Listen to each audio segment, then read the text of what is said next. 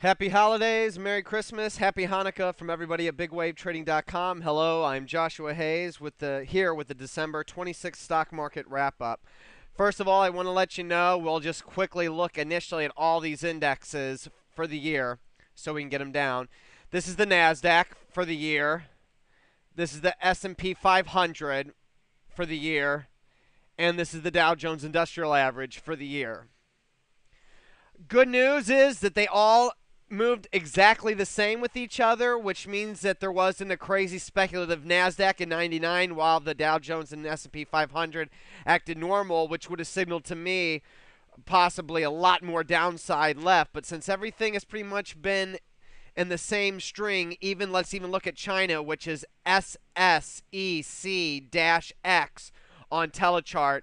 You can see it's almost the exact same pattern. China is actually on the sub-intermediate term, which is around here in September, to now it's down only negative 2%, which is basically sideways. It's lateral since September, and even recently, since November to now, it has, let's go to its more, yeah, since 11/28 to 12/26, the past month, it's gone nowhere also. So the SSEC, the Shanghai SE Composite, it's not the Shanghai index, but it's close enough. Has got the exact same markings as all of our markets. So everything's in lockstep. So that means when one index starts to lead, the other indexes are going to probably start to go. And that's why the NASDAQ looks like the Chinese stock market did back in September.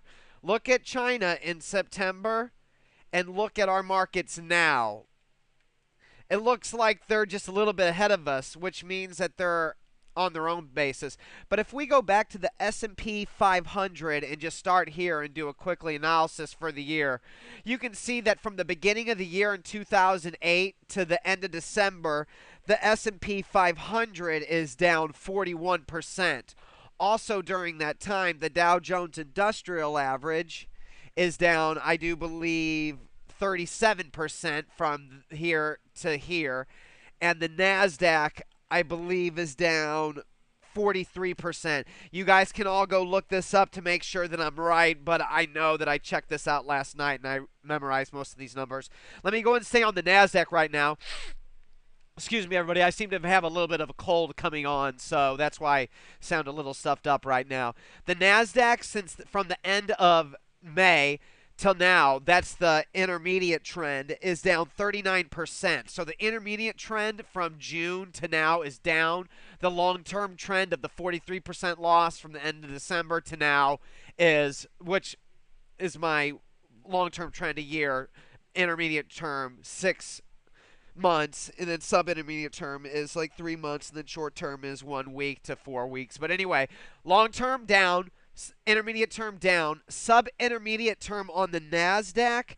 I guess if we kind of look at October 24th here, like right there's the 24th. If you look at the October 24th, from the October 24th to now, the index is down 1%. And normally my sub-intermediate term is 3 months, but this is about 2.5 months, so it's close enough. Sub-intermediate term, NASDAQ is down 1%, which means it's lateral. It's going nowhere. It's basing out, which is good. Short term on the NASDAQ from 12/12 to 12/26, it should be down negative 0.68%. So on the short term, it's flat, lateral. Sub-intermediate term, lateral. Intermediate term, downtrend. Long term, downtrend. That means that there's only two really right plays right now, either in cash or short if you got short before September.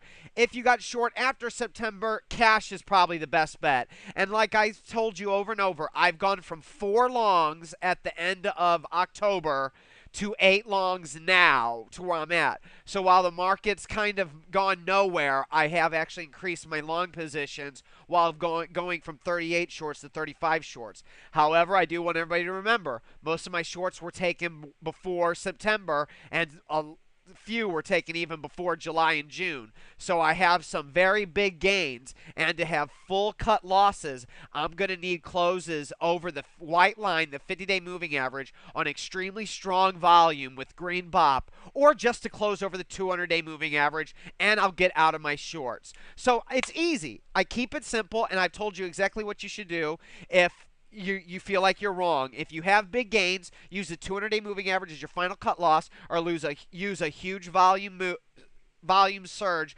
price gain over the 50-day moving average to cut your final loss on a short that's given you a big winner. And if you go check my recent entries into my .net site, you can see I've had some very, very big winners in my short positions to go along with the longs in the past big winners that you can study from 1999 to early 2008 to show you the big gains that you can get with me and lock in and not lose any money on the downside, unlike Bill Miller, Jim Cramer, Ken Hebner, and all the other geniuses.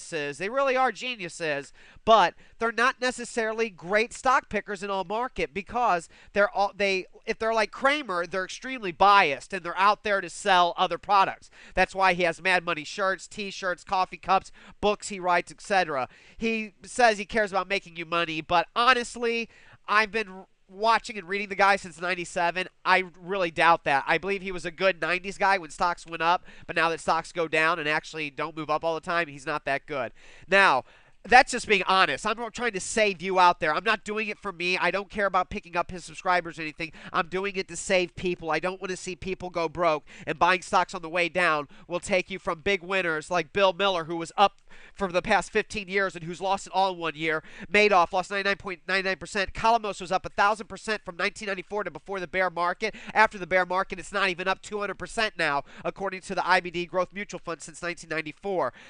Ken Hebner's lost around 50% this year, and I believe most of your mutual funds, your top growth fund is down negative 24% the past 3 years. There should be no subscriber of mine down at all the past 3 years, because we've had ERS, GIGM, HRZ, AFSI, TESO, APPY, DGLY, PDO, all stocks that were up over 100% to 200% that we got a lot of, except for DGLY, which was only like 80%. So now I want to show the S&P 500. The long term on the S&P 500 year to year, it's down 41%. From June to now, it's down 37%, both downtrends. From 1024 to 1226, the S&P 500 is down 0.45%. That's lateral. So cash is king from this period. And from 1211 to 1226, it's only down negative 0.09%. So cash is king right now. If you recently have been thinking about going long or short, keep them small. There's no perfect shorts out there besides one, and everybody knows which one it is because it keeps on showing up in our BOP scans. So you know which one I'm talking about. I hope most of you do. As you know, I like Max Green BOP, big volume surges, and great price action. Now, the last index I'm going to go over for the year, just to show you where we're at, is the Dow Jones Industrial Average. And I want to show you that from the beginning of 2008 to now, the Dow Jones Industrial Average is down 37%. My worst account during that time is down 10%. Since the highs in October to December, the Dow Jones Industrial Average has lost right around... Oh, whoa, that is way wrong.